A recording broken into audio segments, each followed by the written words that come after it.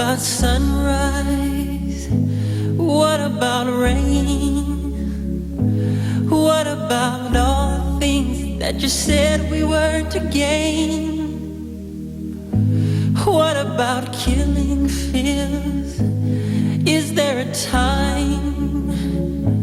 What about all the things that you said was yours and mine? Did you ever stop to notice all the blood we've shed before? Did you ever stop to notice this crying earth, this weeping shore?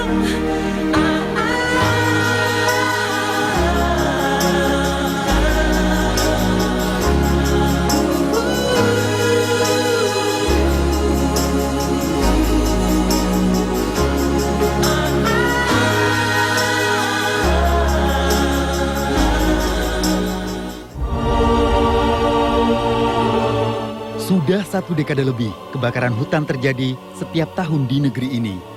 Menurut BNPB, kerusakan hutan akibat kebakaran luasnya setara dengan 32 kali luas ibu kota atau hampir setara dengan 4 kali Pulau Bali. Masyarakat menuntut pemerintah untuk segera menyeret para pelaku pembakaran hutan dan berharap mendapat hukuman yang seberat-beratnya. Namun, pekatnya asap akibat kebakaran hutan seolah terhenti saat Palu Hakim Parlas Nababan di Pengadilan Negeri Palembang, Sumatera Selatan diketuk. Sidang yang dipimpin Parlas Nababan sebagai hakim ketua dengan Eliawati dan Saiman sebagai hakim anggota menolak seluruh dalil gugatan Kementerian Lingkungan Hidup dan Kehutanan KLHK kepada PT Bumi Mekar Hijau BMH. Baik, kalau soal gugatan perdata terhadap PT Bumi Mekar Hijau yang di Palembang, di Sumatera Selatan, itu adalah dilakukan oleh Kementerian Lingkungan Hidup dan Kehutanan. Dan itu didasarkan pada ketentuan pasal 90 Undang-Undang 32 2009 tentang perlindungan dan pengelolaan lingkungan hidup, bahwa di situ pemerintah dan pemerintah daerah itu dapat melakukan gugatan berdasarkan kewenangannya itu terhadap kerugian lingkungan hidup ya akibat dari pencemaran dan kerusakan lingkungan hidup. Pihak KLHK meyakini adanya kerugian negara dan kerusakan lingkungan akibat kebakaran hutan yang terjadi di lahan PT BMH tahun 2014 hingga 2015. Yang dituntut kaitan dengan kebakaran itu adalah pertama memang terjadi kebakaran, kemudian juga ada kerusakan, jadi kerusakan dan atau pencemaran. Dan kalau itu ada terbukti ada pencemaran kerusakan, maka kemudian di situ ada terkait dengan kerugian lingkungan. Jadi kita dalam melakukan gugatan itu dilakukan melalui suatu proses ya. Jadi untuk menentukan itu pertama dari pencemaran kerusakan, kemudian yang kedua adalah apakah ada kerugian lingkungan.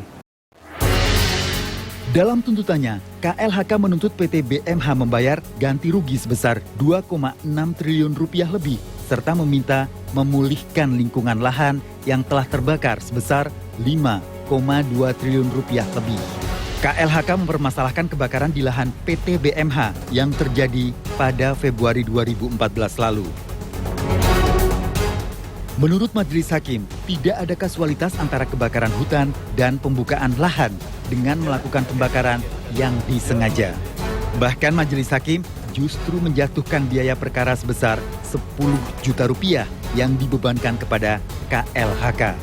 Ditemui sejumlah wartawan usai sidang, Parlas Nababan meyakini putusannya sudah memenuhi rasa keadilan. Oh iya dong, masa orang sudah diputus ya sudah sesuai dengan rasa keadilannya lah. Masa putus tidak sesuai dengan rasa keadilan? Apanya? Beragam soal apa? Oh biasalah, kan kita hanya dalam putusan kita kan sudah lengkap. Soal orang memberikan tanggapan kan boleh-boleh saja. Kan kalau mau komprehensif baca putusan kita sudah kita masukkan di dalam direktori putusan. Sementara itu, pasca putusan, situs resmi Pengadilan Negeri Palembang diretas oleh orang yang tak bertanggung jawab dengan alasan kecewa atas putusan Majelis Hakim yang menolak seluruh gugatan KLHK. Seharusnya apabila memang ingin menampilkan atau ingin mengungkapkan sesuatu, ada alur-alurnya, tidak tidak sesuai dengan putusan, isinya menurut dia begini-begini, silakan ada upaya hukum. Hutan negeri ini bukan hanya milik kita atau bahkan milik penguasa, apalagi pengusaha. Hutan negeri ini adalah warisan untuk anak cucu kita. Hasil putusan Pengadilan Negeri Palembang yang menolak seluruh dalil gugatan ganti rugi KLHK terhadap PT BMH tentu menjadi pertanyaan besar. Mengapa negara kalah dalam gugatan tersebut? Mengapa negara tidak berhasil melindungi hutan kita dari api keserakahan?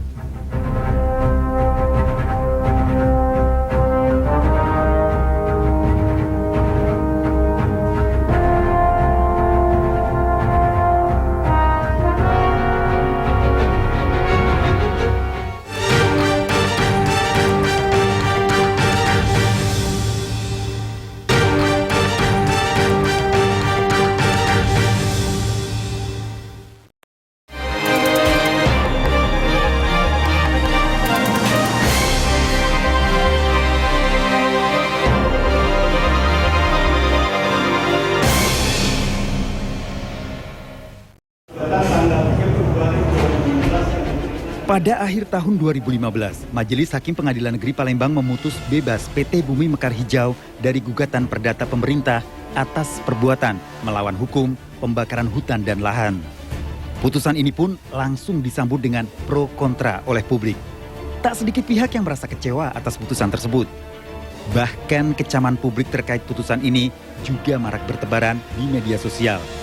Tim Delik pun menelaah isi salinan putusan Hakim Pengadilan Negeri Palembang yang diketuai oleh Parlas Nababan.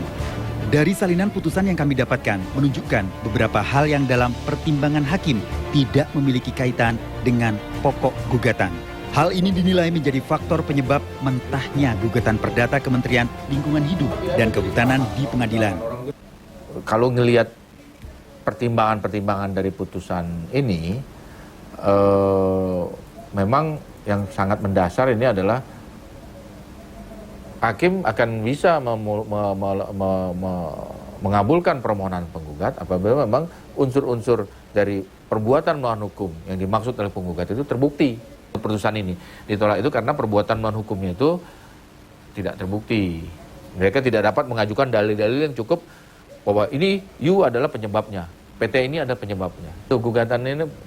Isi gugatannya masih lemah. Melihat gugatan itu kita melihat memang ada beberapa kelemahan ya. Kelemahan yang dimaksud yakni pihak penggugat dalam hal ini Kementerian Lingkungan Hidup yang diwakili kuasa hukumnya tidak dapat membuktikan perbuatan melawan hukum yang dilakukan oleh PT Bumi Mekar Hijau. Salah satunya, Majelis Hakim menilai tidak terdapat hubungan kausalitas antara peristiwa kebakaran dengan tujuan perusahaan membuka lahan dengan biaya murah melalui pembakaran hutan.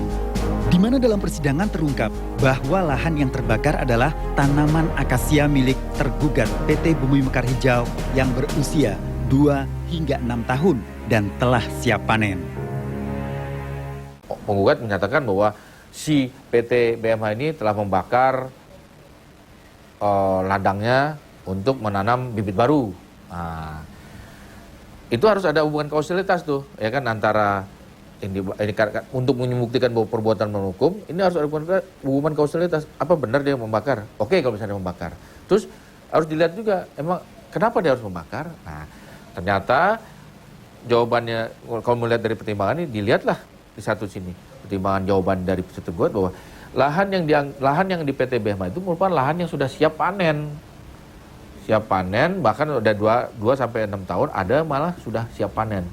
Jadi kalau misalkan dia itu nanti dibakar hanya untuk menanam bibit baru, kausalitasnya di mana hubungannya? Kan rugi dia kalau memang udah siap panen, mendingan ditunggu panen dulu.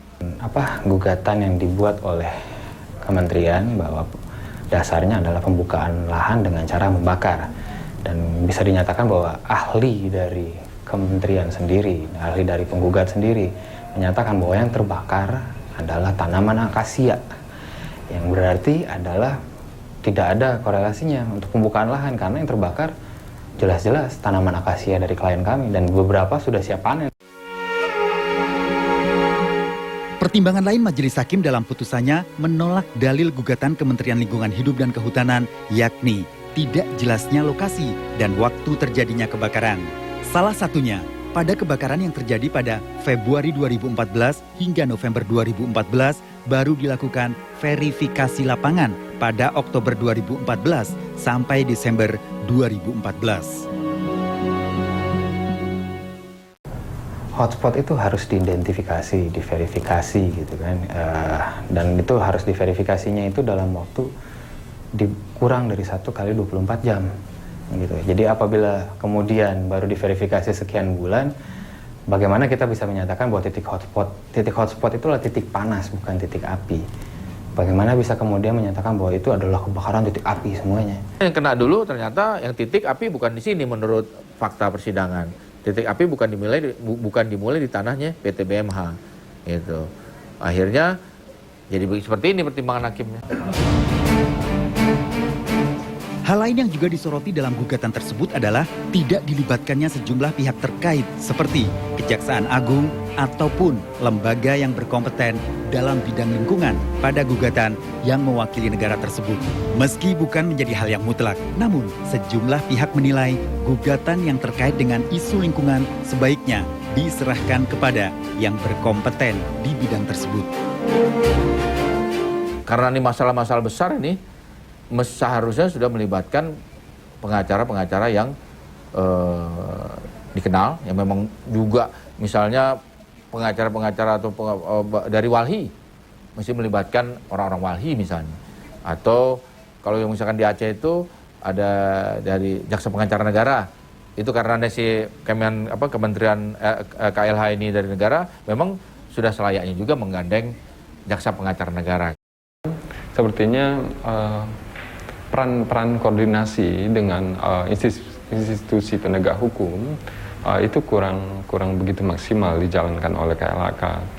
Seharusnya proses gugatan yang mewakili negara ini KLHK bisa melibatkan kejaksaan, karena kejaksaanlah yang biasanya mewakili negara dalam proses gugatan. Nah, ini sepertinya proses koordinasinya belum begitu bagus dijalankan. Lalu bagaimana koordinasi KLHK dengan Kejaksaan Agung dalam melakukan tuntutan perdata kepada PT BMH? Adakah kerjasama dua instansi ini? Dalam melakukan gugatan ini sebenarnya kita adalah bekerja sama juga dengan Kejaksaan Agung melalui surat kuasa khusus ya dengan Kejaksaan Agung. Jadi kita lakukan sama-sama terhadap itu dan sudah dikeluarkan waktu itu juga surat kuasa khusus dari Menteri Lingkungan Hidup kepada Jaksa Agung. Namun sayang, klaim pihak KLHK justru dimentahkan oleh Jaksa Agung HM Prastyo. Tampil sebagai jaksa pengacara negara itu harus didasari dengan surat kuasa khusus ya. Legal standingnya di situ. Tanpa surat kuasa khusus kita nggak bisa apa-apa. Nah, di Palembang kita tidak pernah dilibatkan. Kurangnya koordinasi antara lembaga seolah menunjukkan ketidakseriusan pemerintah dalam menuntaskan masalah kejahatan lingkungan. Kini pihak Kementerian Lingkungan Hidup dan Kehutanan menyatakan banding atas putusan Majelis Hakim Pengadilan Palembang yang menolak seluruh dalil gugatan terhadap PT Bumi Mekar Hijau. Kita prihatin, pastilah prihatin, dan kami kerja keras untuk mempersiapkan memori bandingnya. Dan ini kan sebetulnya bukan akhir dari segala-galanya. Ini gajuan gugatan ulang aja. Mengajukan gugatan lain karena kan sebenarnya tadi berdasarkan putusan ini pun bisa jadi pertimbangan juga. Yang digugat tuh harus yang mana dulu, apa bersama-sama perusahaan satu A, B, C, D, 3 ya, A, B, C, D, atau satu-satu, yang mana dulu nih. Nanti dengan khawatirnya dengan ada putusan seperti ini kan, wah jangan-jangan nanti bebas semuanya nih nanti ini kan gitu. Keseriusan pemerintah dalam penanganan kasus hukum pembakaran hutan dan lahan harus tetap kita dukung. Akan tetapi, lemahnya koordinasi serta bukti-bukti yang diajukan dalam kasus kejahatan lingkungan menjadi pukulan telak pemerintah untuk kembali berbenah.